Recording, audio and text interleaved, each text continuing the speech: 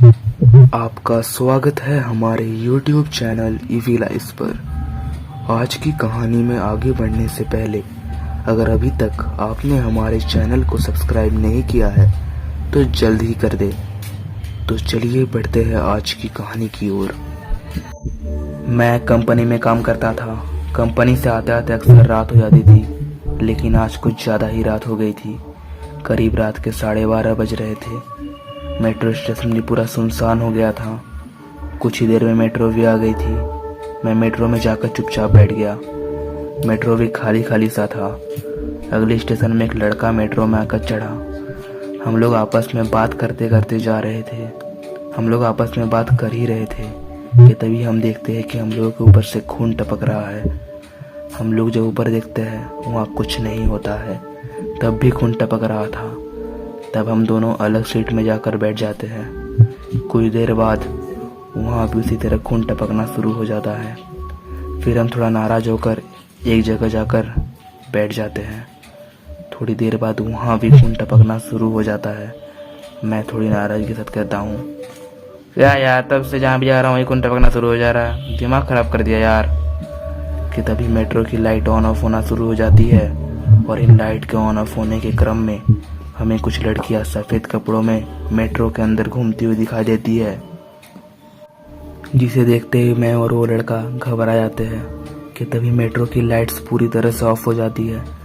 Light of होने के साथ ही हम बहुत ज़ोर से चिल्लाते हैं और जल्दी से अपने फ़ोन की फ्लैश लाइट्स ऑन करते हैं।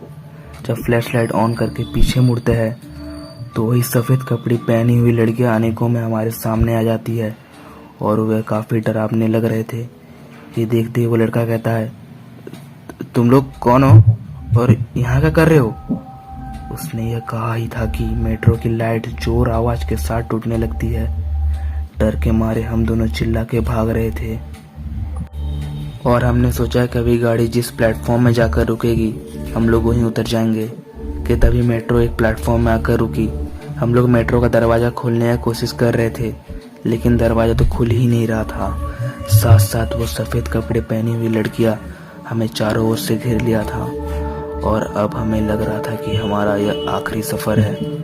हमारा बचना बहुत मुश्किल है। पर जैसे जैसे हमने दरवाज़ा खोला और मैं दरवाज़ा से बाहर निकला और वो लड़का बाहर निकल ही रहा था कि तभी उन लड़कियों ने उस लड़के का पैर पकड़ लिया। मैं उस लड़के को बाहर खींचे जा रहा था कि तभी मेट्रो का दरवाज़ा बंद होने लगा। मैं उस लड़के को बाहर खींचते खींचते मेट्रो का दरवाज़ा बंद हो गया और उसका पैर कट गया। अब मुझे समझ नहीं आ रहा था कि मैं करूँ तो क्या करूँ। फिर मैं भागना शुरू किया। मैंने पीछे मुड़ के देखा तो उन लड़कियों ने उस लड़के को अंदर मेट्रो में खींच लिया था और अब मैंने मेट्रो की तरफ देखा तो मेट्रो के खिड़की के कांच में खून लगे हुए थे।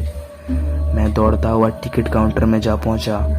मैं हांफते हुए उस टिकट काउंटर के भैया से पूछा, भैया ये मेट्रो कहाँ जा रहा है और ये क्या है ये सब? मैंने यह कहा ही था कि वो आदमी कहता है, भैया आप कहाँ से आ रहे हो? आज की अंतिम मेट्रो 10 बजे ही भाग गई।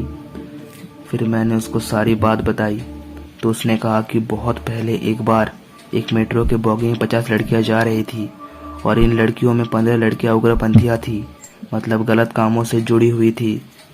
इन 15 लड़कियों ने पहले तो बाकी 35 लड़कियों को लूटा और अंतिम में उन सबको मार दिया और वो सारे यहाँ से भाग गए।